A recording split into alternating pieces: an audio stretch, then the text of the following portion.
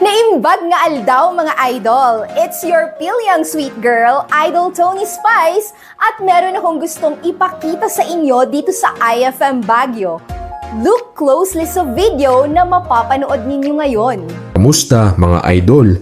Ako si DJ Buddy. Ako ay isa lamang na artificial intelligence, gawa ng isang tao para ipakita na hindi ako totoo. Is it a real human o isa lang itong AI DJ?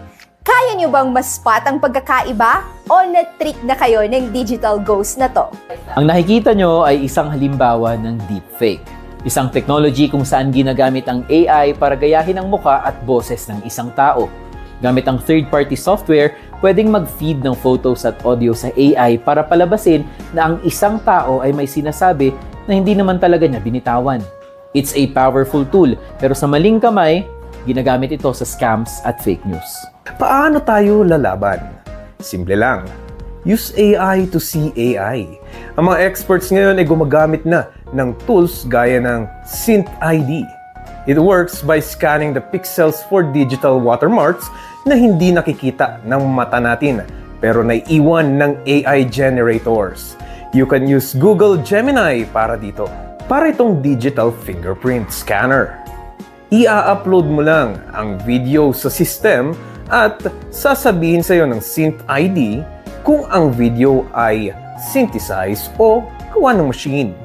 We use technology to protect the truth. Kung wala kang scanner, be a detective gamit ang McAfee Guide. Tignan natin ang mga basic red flags dito sa AI DJ sample natin.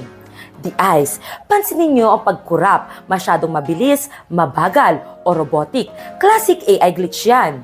The lips. May lip sync lag. Hindi saktong lapat ang galaw ng labi sa boses, lalo na ang mga letters P, B, at M. Skin and texture. Tignan natin ang balat. Masyadong smooth at walang pores or wrinkles, parang plastic. AI often fails to copy real human imperfections. Lighting and shadow. Check the shadow sa leeg at mata.